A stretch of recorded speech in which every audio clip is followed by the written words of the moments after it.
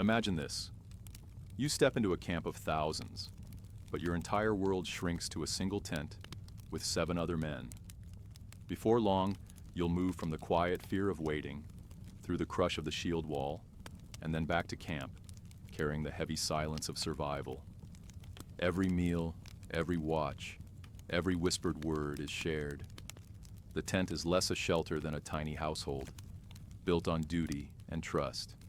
And when night falls, the safety of an empire rests on the trenches you've dug with your own hands. So what does a normal day really look like when you wake as a Roman legionary, miles from home, carrying the empire on your back? First, why 8 men in one tent will determine whether you live or die. Step inside the camp, and the vastness of the Roman army suddenly narrows into the smallest corner of your life. One tent. Out of thousands of soldiers, you belong to just 8. This basic unit was called the contubernium, and it was the foundation of everything a legionary did. Eating, sleeping, working, even enduring hardship together. The tent was not just canvas and rope, it was a shared household. Bedrolls, a single cooking pot, tools, fire pan, and even stakes for camp walls were part of the common kit. Nothing felt private, and nothing was wasted. When you lay down at night, you felt the breath of the men beside you. When you ate, you broke the same bread and drank from the same ration of wine they did. These shared items stitched survival tightly to cooperation. When the day's march ended and the column stopped, the tent group moved as one. Hides had to be stretched, poles raised, and ropes fixed. Each step was a practiced routine, because if one man failed, all 8 slept in the cold. Cooking and cleaning rotated, guard shifts rotated, even the grinding of wheat into meal passed from hand to hand. Fairness was built into the rhythms, with the work distributed so no man walked lighter than the others. The closeness of this life could feel suffocating, but it also created iron discipline. Your mistakes were never your own. If you fell asleep on guard, the whole group risked death. If you forgot water, 7 men went thirsty. That weight drove vigilance. It taught you to look outward and inward at the same time, caring for yourself by caring for them. Bonds were forged not in choice, but in necessity. Some imagine these groups as ragged strangers thrown together. In reality, they resembled small households. Arguments came and went, but equal risk erased grudges. A quarrel over chores mattered less than the steady truth. When danger rose, they were all you had. Many historians highlight these tiny bonds as a key reason Roman armies held together under pressure. Generals and tactics mattered, but the habit of trust formed in the tent often tipped the balance between collapse and steadiness. Trust was reinforced by sameness. Every man carried nearly identical gear. The pole with its load, the rolled cloak, the same style of armor. You ate the same rations, shaved the same haircut, drilled to the same sharp orders. The uniformity blurred identity until the group functioned like one body with 8 limbs. A small household became something larger, a fragment of Rome itself built into the ranks. Daily routine carved this mindset deeper. Fires were laid low at night in enemy land, trenches were dug, wheat was ground into porridge or hard bread. These repeated acts gave a sense of stability. They also created instinct, an instinct that reminded you your safety, and theirs could never be separated. Punishments followed the same rule. One man's lapse meant shared penalties, chores, reduced rest, or public shame. It was harsh, but it kept the line unbroken. Still, questions lingered in the quiet. Would this unity last under fire? Drill masters insisted it would, and history supported them. Shield raised, you could hear the faint rasp of leather and armor from the man pressed against your side. A glance before crossing into danger was enough to know he would stand. That silent pact mattered as much as any weapon. The contubernium was not only survival in the present, it was a structure for the future. Men supported each other when illness struck, pooled money for funeral rites, and guarded each other's honor. Their shared ground, a few square feet of leather hide, carried the empire's weight, more than marble halls ever could. Rome was not held up by walls or laws alone, but by countless groups like these. repeating the same routines, year after year. At night, sitting by the campfire, you chewed rough bread baked from the day's ration and listened to the hiss of embers. The shared space became a brief refuge from the strain outside. It wasn't comfort in the modern sense. It was survival woven with familiarity. That sameness steadied you when marching into the chaos of battle. But even with all of this structure and trust, something else pressed down on every legionary: the physical burden. Every morning, when the camp was struck, men bent to lift their marching packs. The wooden pole across your shoulders held not just your food and tools, but a share of defense and labor for your group. That weight, once hoisted, tested the limits of every bond created inside the tent. What if your survival depended on carrying an entire life's worth of gear on a single frame? That was the daily reality of a Roman legionary. At the start of each march, everything you needed to eat, sleep, and fight hung from a furca, a wooden pole slung across your shoulders. From it dangled the sarcina, the marching pack so essential and so heavy that soldiers earned the mocking nickname Marius's mules. No carts, no baggage animals, just you, the pole, and your share of Rome's empire balanced behind your back. This burden wasn't an accident or the whim of hard generals. Rome designed it this way. Wagons slowed armies, bound them to roads, and made them targets. By shifting the load to individual men, legions could move with astonishing speed, veering into mountains, forests, or across rivers without delay. Operational mobility was worth the cost in sweat. The empire's edge lay not only in weapons, but in the miles its troops could cover armed and ready, faster than an opponent could brace for the blow. Picture the sarcina up close.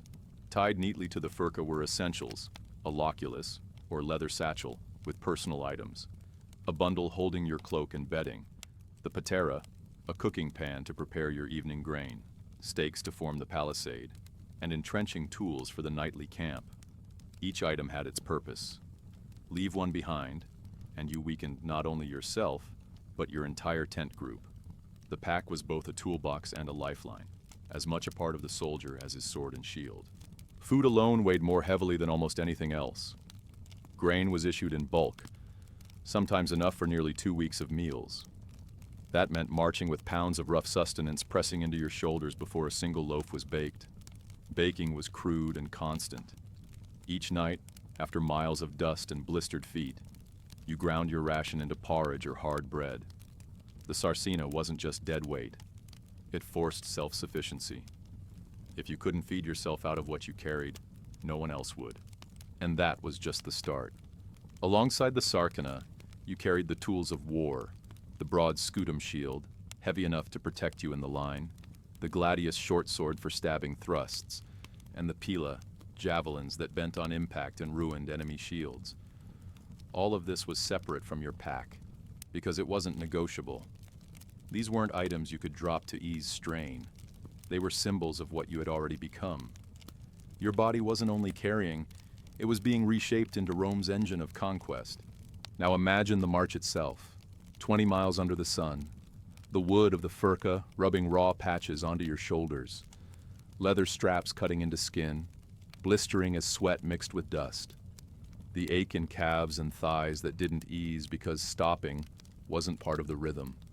At first, a man might think to lighten his load, discard an axe, carry less grain, pass some gear to a comrade.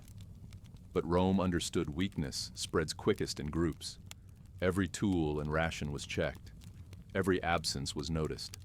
And punishment made sure no man tried twice. It wasn't needless cruelty. Discipline grew out of survival. Without your stakes, the camp wall wouldn't rise. Without your pick, the trenches stayed shallow. Without your grain, the fire guttered before morning light. Everything was visible, every error affected others, and Rome made sure consequences were public. This system hardened men. Weakness was shamed, and endurance became as much a weapon as the sword at your side. A legion moved like a settlement carried on many backs. Each man's load was a fragment of a moving city: his tent, his kitchen, his arsenal, his tools for walls. At dusk, the Sarsina spilled back out again, and this city built itself from bare earth. Trenches dug, stakes hammered, dinner cooked, cloaks spread out for warmth. The soldiers' burden wasn't just physical, it was civic. You were Rome, compacted onto a pole and expected to set it down each night to raise an instant fortress. The design was brilliant. A supply train army plodded slowly, chained to wagons and beasts of burden.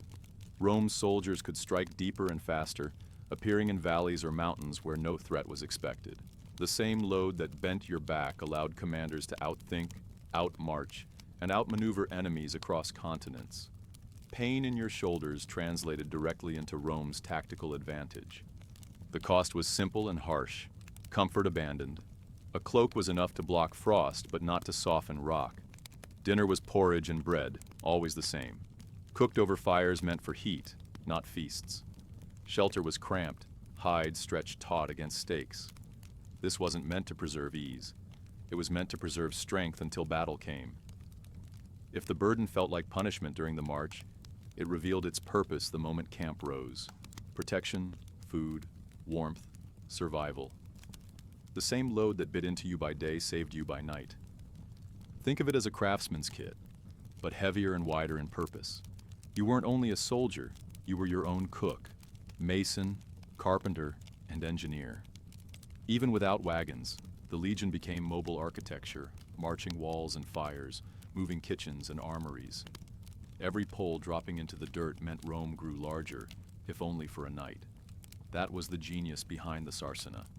It transformed ordinary men into parts of a self-sufficient war machine. When the horn sounded, you hoisted it once more.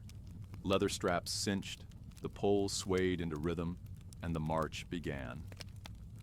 It didn't matter if the path ran through streams, slopes, or forests. The weight never changed. Each soldier formed a single gear in the machine, vital but replaceable, carrying Rome forward 1 mile, 1 day, 1 campaign at a time. But no pack, no shield, no training of muscles could matter if the mind collapsed. The psychological strain was just as steep as the physical. Fear, fatigue, and doubt pressed as heavily as the Sarsina. What separated survival from failure was whether a soldier's will had been forged hard enough to bear both weight and terror. And Rome had its own brutal methods to make sure of that. How does a line of raw recruits become a unit that stands firm when iron and fire close in? Rome's answer was simple but ruthless. Men were forged by fear and discipline. The army's training program was a crucible, months of relentless repetition, sometimes 4, sometimes longer, designed to strip hesitation away and replace it with instinct. The goal wasn't just strength, it was to make reflex take hold long before doubt could. It all began with wooden weapons. But these weren't toys. They were heavier than steel. Thick boards carved into swords and shields that forced arms and shoulders to strain with every strike. Recruits drilled until sweat stung their eyes, striking upright posts in endless rhythm, learning to thrust, block, and advance. The extra weight was deliberate. When the day came to lift the real gladius and scutum, they felt light in comparison, quick in the hand, as though the past months had secretly weighted time in the soldiers' favor. The camp's routine stretched far past swordplay. Grueling marches hardened lungs and feet, sometimes 20 miles within hours. Formations tightened and shifted until men could move as though tied to each other by rope. Swimming in armor prepared them for rivers and crossings. Camp building was drilled daily. Ditches, walls, and palisades rose and fell until speed blurred into instinct. The legions wanted not just fighters, but men who could carry Rome anywhere, over water, through mud, across distance, into battle. Fear was built into the system as tightly as drill. Josephus, who watched Rome's methods with a critical eye, recorded punishments not only for cowardice or desertion, but even for laziness. A missed step, a lapse of effort. These could draw attention. Penalties struck fast. Public beatings with a vine staff, cuts to rations or privileges, or orders for the group to take up extra labor. In extreme cases, capital punishment shadowed the guilty. And though decimation, the killing of 1 in 10 by lot, was rare. Memory of it lingered like a threat over the ranks. One soldier's fault did not stop at his own back. It fell across his tent mates, his cohort. The Army's message was simple. No one failed alone. That knowledge bent men toward obedience more firmly than any single lash. When an Optio's cane or a centurion's voice swept the line, compliance became the path of least pain. Training pressed individuality flat. It did not erase fear. It redirected it. A man wasn't taught not to tremble when cavalry thundered near. He learned instead to raise his shield despite the tremor, because punishment for breaking ranks loomed sharper in memory than the enemy ahead. Training itself was like a furnace. Imagine ore shoveled into the fire, messy, irregular, prone to crack. Heat and hammer bring it to form until it can be slotted into a larger mechanism. Rome treated men the same way. Each farmer's habit, each craftsman's rhythm, each street-tough stance, hours of drill pounded them down, until only the moves Rome required remained. Raise shield, thrust sword, close ranks on command. The hammer was repetition, the heat was fear. Out of it came not men of many kinds, but parts of one machine. Daily labor ground this lesson in deeper. Weighted weapons drove muscle into endurance. Sandals wore thin through endless marches in heat or frost. Then came the armatura, mock duels adapted from gladiator schools. Under the eyes of centurions, men lunged, blocked, and struck, learning distance and timing. It was practice framed by rules, but within it lurked the raw chaos of combat. A shove, a stumble, a shield smashing askew. Here, panic was teased out in safety and corrected before it could cost a life in the field. This cycle wore men thin. Yet slowly, each one found that obedience came more easily than resistance. Fear worked differently now. It no longer froze the body. It drove it. Rome had no patience for hesitation, treating it as deadly as defeat. Punishment didn't just correct, it rewired response. When danger rose, the body moved while the mind still reeled. Soldiers were taught not to trust themselves, but the command shouted into the roar. It was cruel, and cruelty was plain in every lash of the vine cane. But cruelty wasn't the final goal. The deeper purpose was protection. One man breaking down could ripple into collapse. Horsemen crashing into the flank, and one soldier stepped out of line. Panic might spread faster than the riders. Rome answered that with system, with scars, with drills. Better men hurt in training than whole armies shattered in battle. The legion chose discipline as armor against collapse. Those first months decided everything. Footsore recruits marched until their stomachs turned, slammed wooden blades against stakes until their skin tore, copied every shift of rank until it seemed natural. And when exhaustion dulled protest, something permanent remained underneath. The command voice carried louder than personal will. The farmer who once lifted a plow now set his pace against a centurion's bark. The smith who once raised hammers now shielded in step with 7 more. This was not merely physical, it was psychological. Imagine every day lived beneath risk of punishment for stepping wrong, for lagging, for defying even briefly. The mind adapted. Resistance seemed unnatural. Rhythm felt inevitable. To march offbeat jarred harder than whipping. The army laid down a new sense of what was normal. Obedience above thought, reflex above pause. You emerged from training not as yourself, but as a reliable echo of Rome's order.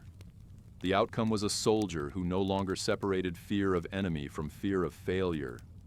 They fused. The instinct to obey covered the tremor of battle. Lines held when logic urged flight, and in that, Rome found its strength. Obedience that made men stand even at the knife edge of loss. Training carved each soldier into one link of a steady wall, and in that wall was the survival not only of him or his tent, but of the empire itself. All of this belonged to the months before a first real clash, but training could not steel the mind against silence. Orders, drills, lashes, and marches filled the days. What lingered most dangerously was the night before combat, when no practice sounded, only the soldier's own thoughts. And that private struggle was the one battle every legionary had to face before stepping into war. On the night before battle, the camp changes. The same bread, the same posts, the same tents, yet all of it feels heavier, as though the air itself carries the weight of tomorrow. Fires burn low, shadows creep long across the ditches, and silence spreads between conversations. You can hold a shield firm on the field, but here, with nothing to strike, unease drifts in like smoke. Each man knows the horn will sound at dawn, but tonight that horn is only an unspoken promise. Commanders step forward to pierce that silence. Their speeches rise against the hush, not just with talk of duty or honor, but with a sharper appeal: reward. Gold, spoils, land. These were the promises that turned fear into desire. A general understood his soldiers measured survival against what victory might bring home. The words were practical medicine, cutting through whispers before worry could spread. By giving men something to look toward beyond the risk, he braced them together against the dark. Around them, torches crackle and hiss as drops of spilled wine flare briefly against the coals of small sacrifices. The camp, fortified as ever, suddenly feels like both a prison and a refuge. Trenches and palisades still stand, but no wooden wall can hold back the thought of death taking shape in the distance. Each flicker of flame throws a reminder. The barriers may guard the body, but nothing guards the mind from what waits at sunrise. In these hours, the old oath presses hardest. The sacramentum was sworn by every legionary, binding him to Rome's power with all the gravity of divine witness. By the imperial era it became, above all, an oath of loyalty to the emperor himself, even as each soldier still whispered his private prayers and spilled small offerings to the gods beside his comrades. To desert meant more than cowardice. It meant breaking sworn faith, condemned by law and cursed by heaven. Fear of punishment and shame bound men tighter than any rope, keeping them in line even when their hearts wavered. Watch closely, and you would see the rituals unfold. A man rubbing the worn edges of an amulet hidden at his chest, another tipping a splash of wine into the dirt, listening to the faint hiss as it touched hot coals. Bread crusts broken and thrown into the fire, a fragment of sustenance traded for favor. Quick whispers to Mars for strength, to Fortuna for chance, to Jupiter for protection. Prayers so common they sound almost like breath. Each act is tiny, almost hidden, but together they turn dread into something structured, something a man can grasp. The camp seems to hum with it. Not a chorus, not shouts, but scattered murmurs rising in fragments, like bees moving restlessly in the dark. If you walked between rows of tents, you would sense the uneven hum, men speaking too softly to be heard clearly, yet weaving the same thread of hope. Fear shared aloud, or even in half-whisper, becomes lighter. Bonds form in that quiet where words and charms pass hand to hand. Soldiers who had quarreled yesterday sit close enough tonight to share a prayer. What unites them in that low murmur is greater than anger, greater than pride. This is the unseen armor built before battle begins. Shields protect flesh, but ritual, oath, and whispered prayer protect the mind. Fear still twists within, but when it is carried by thousands together, it reshapes into resolve. A soldier does not face the night alone. He carries the breath of his contubernium, the cadence of his general's promises, the memory of the oath sworn before gods and men. These form a wall as strong as any shield wall to come. When torches at last sink low, quiet deepens. Inside each tent, 8 men lie pressed close, their breaths uneven, each cough or restless shift echoing longer than daylight sounds ever did. Armor rests nearby, waiting, but its weight is nothing compared to the dread pressing down through half-sleep. Dreams surface sharp and break quickly, as if even the body resists full rest. The night crawls forward not by clocks, but by stirrings and muttered sighs. Every sound, the crunch of a guard's step, the whisper of wind through leather hide, reminds them all of what is looming outside. Some slip out toward the latrines, returning with hollow looks. Others stir awake when the horn sounds to mark a new watch, its note cutting the dark into segments. Yet beneath this unease lies a pattern. The cycle of speeches, oaths, offerings, and silence has built its own scaffolding around the soldier's mind. Even while doubt poisons thought, custom forces it back into order.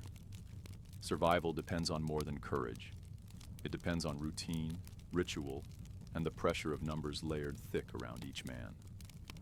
Near dawn, the first signs of readiness rise again. A soldier tightens the straps of his sandals. Another grips his sword hilt longer than needed, listening to the metal's quiet rasp. Buckles and leather creak as men check armor again and again, not because it is loose, but because the noise itself steadies the mind. The same motions, repeated, press order into fear. Once you have prayed, sworn, and offered, there is nothing left but to move forward. When the pale light reaches camp, the army begins to stir as one. Feet find rhythm on packed earth, shields glint under the first sun, and lines stretch outward into the distance.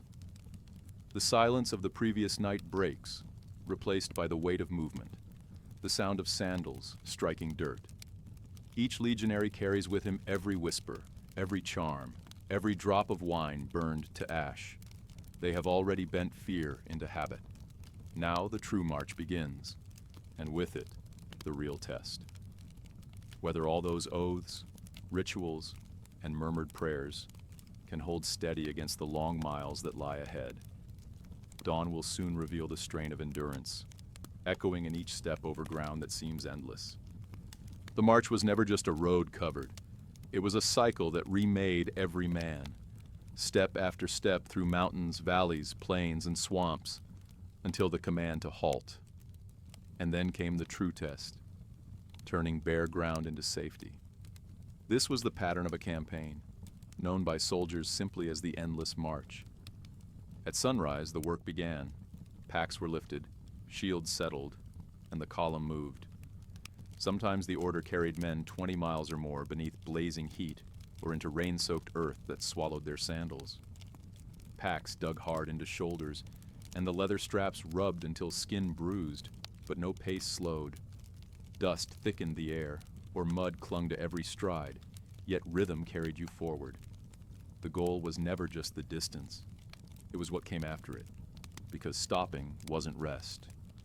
The army had to build its fortress every single night. Mark out the ground, dig a ditch, raise the earthen wall with soil piled outward, drive in palisade stakes you'd marched with all day, lay out tents row on row, always in the same formation, as measured and precise as a town. Guards were posted, everything checked. Only then came the faint chance of sleep. This system worked because it was standardized. Roman marching camps were laid out on a grid, complete with gates aligned to the compass points, clear streets, and even a main via running through its center. Once the first stakes were driven, men knew instantly where their unit would sleep, where supplies belonged, and where officers would set up command. That uniformity made construction quick, precise, and repeatable. Whether in forest, plain, or foreign mountain, a Roman camp always rose in the same shape. It's tempting to see this as simply mechanical work, but the strain was real. The march humbled the body, then the tools finished the job. Each soldier doubled briefly as a road worker, carpenter, and sapper. Axes chopped timber for palisades, picks broke earth, and spades threw up ditches. The transformation was astonishing.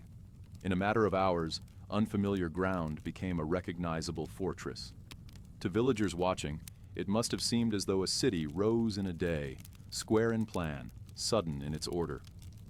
Inside the walls, the camp mirrored Rome itself in miniature. Streets laid neatly between rows of tents, spaces marked for officers, storage and workshops clustered where they always did. This was more than protection. It was psychological stability. No matter how strange the land outside, stepping within the palisade meant stepping into Rome. For the soldiers themselves, it was both wearying and unifying. Everyone knew survival hinged on discipline, not comfort. A slackened arm on the ditch line risked weaker defenses for all. Routine carried them through where strength alone might fail. After every mile, fatigue pressed down, but dependence between men pressed back harder. You did not want your tent mates exposed at night because you had slowed with a shovel. Shared effort drove the rhythm home. We catch glimpses of that humanity in personal letters scratched onto small pieces of wood. The Vindolanda tablets, preserved on the far frontier, include lines from soldiers who longed for warmer clothing or begged for simple comforts. They missed family, supplies, and friends.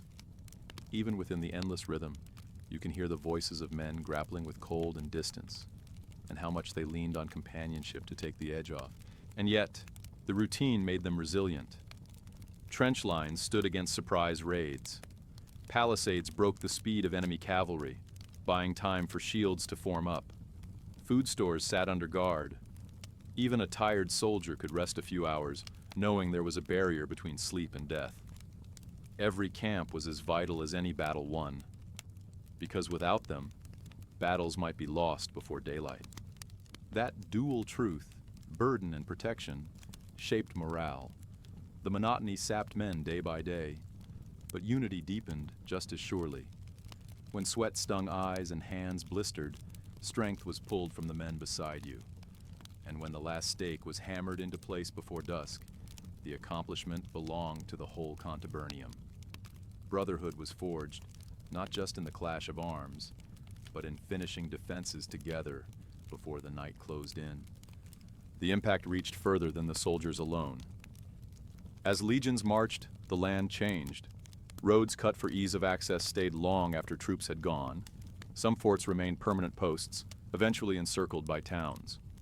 Rome didn't just use terrain, it remade it. Locals would see valleys reshaped, forests cleared, bridges set, and realize that the army was also an instrument of transformation. The imprint of Rome's order etched itself into soil, stone, and timber everywhere it campaigned. Above all, this pattern built predictability into chaos. No matter how foreign the horizon, the interior of each camp felt the same. Men knew the position of their tent without hesitation, even in dark or rain, and officers knew command posts down to the compass line. That reliability eased the mind. Uncertainty shrank when every detail followed the exact same design. So the cycle repeated. March, halt, build, eat, rest, rise. Day after day, movement by sandals, work by shovel and stake, bread from grain rations ground each night. The repetition hardened the body, but more importantly, it hardened will. Over time, the endless march became not just survival, but the Romans' greatest weapon, consistency. Enemies faced not just fighters, but whole armies trained to live in rhythm no matter the hardship. Through this rhythm, morale bent but did not break. Soldiers were cold, sometimes hungry, often aching. Personal notes remind us they dreamed of home, but the army's habits carried them through. And in those habits, Rome pressed its presence into every step of foreign land. That was conquest at its most invisible. Not swords, but walls of ditches and timber, one camp after another. And yet all of this routine, roads built, timber cut, trenches dug, was preparation for something else. For the moment when all the rhythms stopped. For the moment when marching and building gave way to the horn's sharp call, standards lifted, and lines of shields rising together. The march built endurance, but the clash would test it. The horn cuts through the air, shields rise, and the ground in front of you becomes the only world that matters. Banners lift high over rows of helmets, standards mark the line, and men around you shuffle closer until every edge of every shield overlaps. In an instant, what was once an army on the march becomes a wall of wood, iron, and muscle. The noise is different now. It is no longer steady footsteps, but a mix of cries, the buzz of arrows, and the sharp notes of trumpets signaling commands. You don't always see the officer speaking, but the blast of sound tells you when to move, when to brace, when to throw. Training has taken over. You obey because anything else feels impossible. The first act is not swords, but pila. Entire rows hurl their javelins together, heavy enough to punch through shields with a loud crack. Many of these pila were built with soft iron shanks that bent on impact, dragging the shield downward or making it worthless to the man unlucky enough to hold it. Even when they missed flesh, they could blind or cripple opposing lines by robbing them of protection. The volley shatters order before blades ever touch. Then comes the steady advance. Not a charge, but steps in practiced rhythm. The scutum, the broad, curved shield, creates a wall as you press forward. It is both barrier and weapon. The iron boss at its center crashes into the bodies and shields opposite you like a moving ram. In the same instant, your gladius waits just behind it. This short sword is not for sweeping cuts, but for quick thrusts. You jab forward into every gap, stab, twist, and recoil, a motion repeated so often in training that it happens almost without thought. Missiles still rain overhead as you move. Rear ranks lift shields above their heads until the formation bristles like a wooden roof. This is the testudo, the tortoise. To be inside it is to hear arrows rattle against you, to breathe in the dark, and to slow under the weight of protection. It keeps you alive under the storm of missiles, though at the cost of speed and with far less room to fight once the enemy is near. Even so, it is worth every tight breath if it lets you reach closer ground. Then the walls hit each other. Shield slams against shield, body drives into body, and the noise becomes relentless.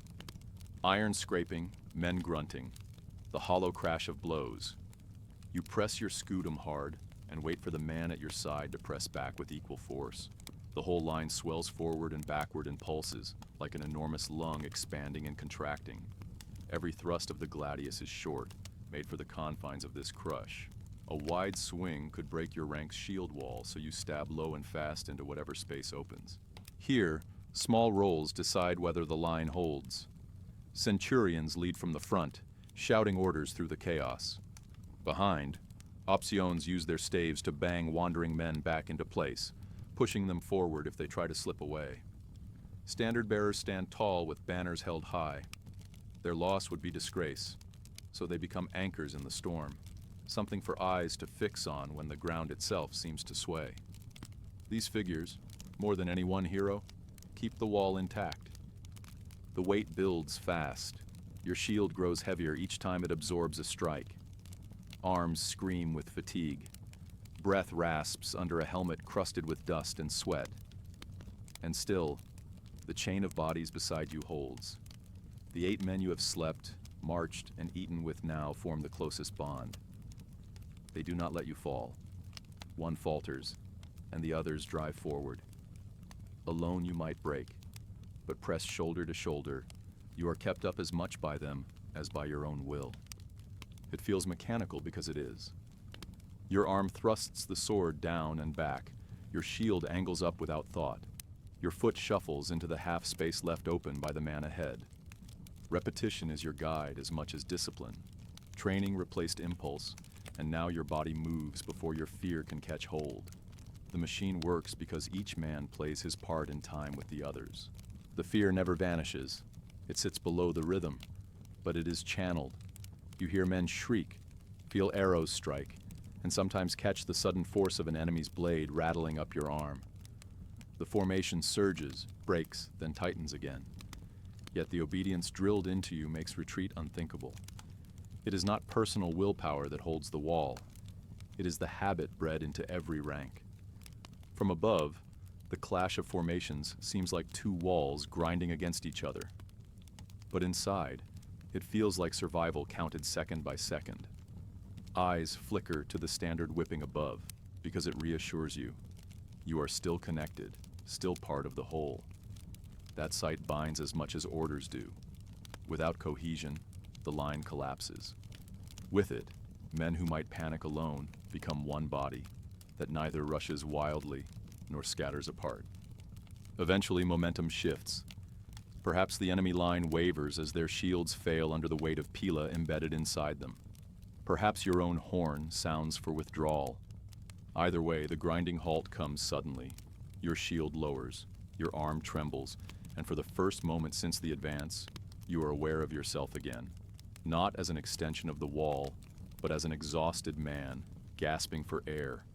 The din still rings in your ears. Standards still lift, even as the dust begins to fall. But the clash fades, leaving you not with triumph or clarity, but with the strange silence that follows. The line loosens, and all that remains is the shock of having lasted long enough to step back alive. And this is where another burden begins.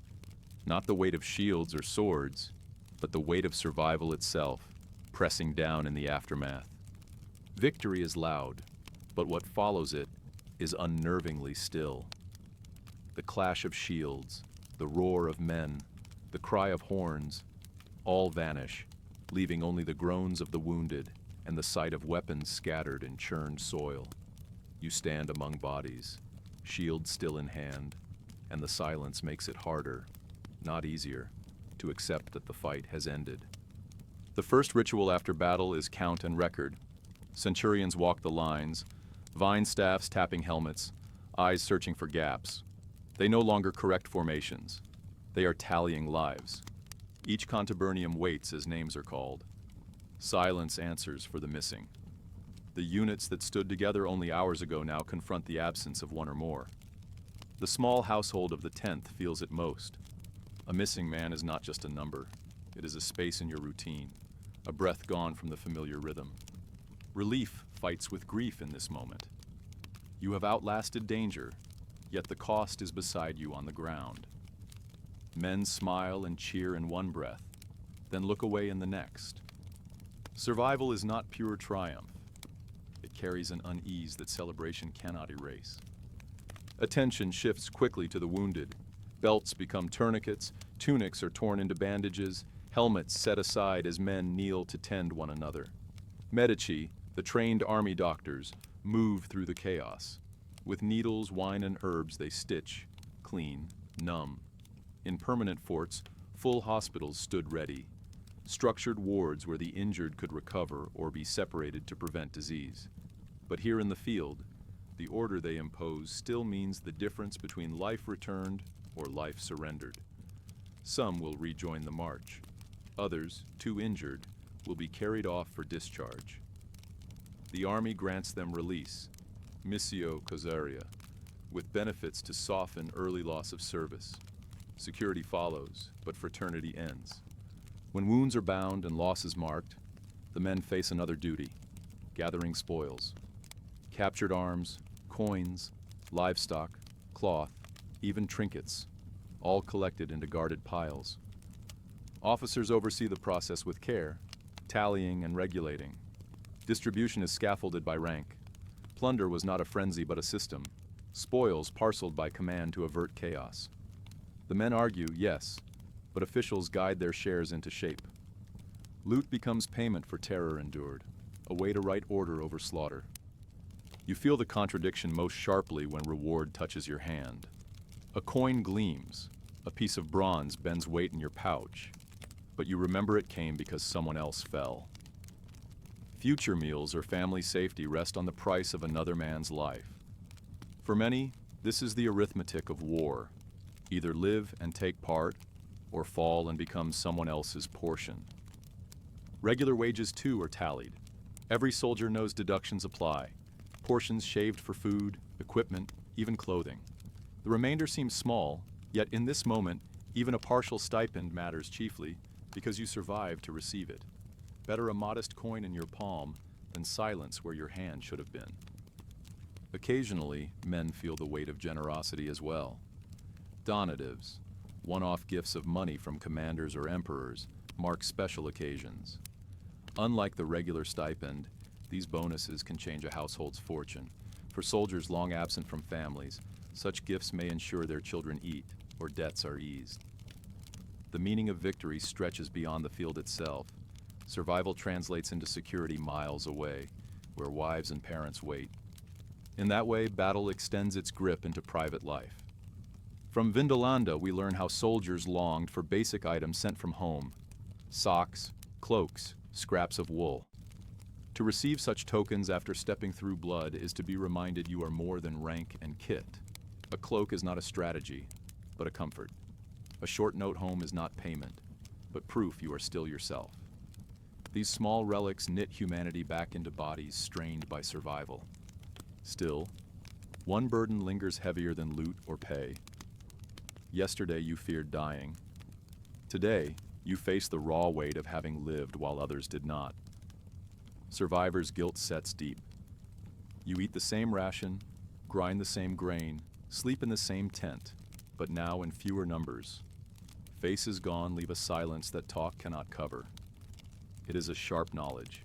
You returned because chance or skill or fate allowed it, while your friend met the ground instead. The Army both acknowledges and disciplines this truth. Valor is rewarded, an oak crown, the Corona Civica, for saving a fellow soldier's life. Fear, though, is punished. Cowardice brings disgrace, sometimes death. In rare cases, entire units are punished by decimation, every 10th man by lot executed.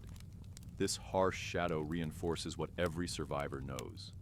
Survival must be shared strength, not selfish impulse. Through it all, the Legion continues to transform its men. Recruits grow older with each clash, not in years, but in manner. A shield raised feels heavier, but the hand that raises it is steadier. A veteran emerges not from certainty of victory, but from endurance rationalized day after day. Scars on the body mirror scars in the rhythm of living. Quicker reactions to sound, quiet gazes at dusk, deeper ties with comrades who remain. Such change accumulates quietly but profoundly. A soldier who once entered as a plowman or smith does not step back unchanged. Battle cuts habits apart, and the aftermath refits them into something else. Men harden, not in cruelty but in resilience. Survival is a refashioner sharper than any forge hammer. In the end, the pattern resumes. Spoils secured, dead buried or cleared, wounded carried aside, names recorded. The camp rises again, trenches cut, tents pitched, bread ground, duties reassigned. Rome rests only long enough to begin again, so you return to the tent. Perhaps 7 men sit with you, perhaps now only 6. Bread is passed, water fetched, silence kept where words would fall short. The routine presses forward, binding the living while they adjust to absence. For today, life continues, but never untouched by what was lost. And it is here, in returning to familiar habits with unfamiliar weight, that you see the truth. Years of surviving march and battle remake you in ways no plow or hammer once could. Years of service did more than scar the body. They reshaped outlook and habit. Shared fear, the daily grind of drills, and the closeness of your contubernium forged an identity that sat apart from civilian life. Bonds formed in marching and battle often lasted longer than the armor itself. When your 25 years were done, Rome rewarded you with missio honesta, an honorable discharge. That meant pay, a lump sum, or land. Gifts meant to carry you into civilian life with security. Yet the true inheritance was harder to see. Obedience engraved deep, trust between comrades, and memory that never faded. Fear led you forward. Training dictated your actions. Survival returned you home, but as a changed man, carrying a quieter, heavier weight. If you want more quiet, close-up trips into the past, subscribe. There are more soldiers' stories like this.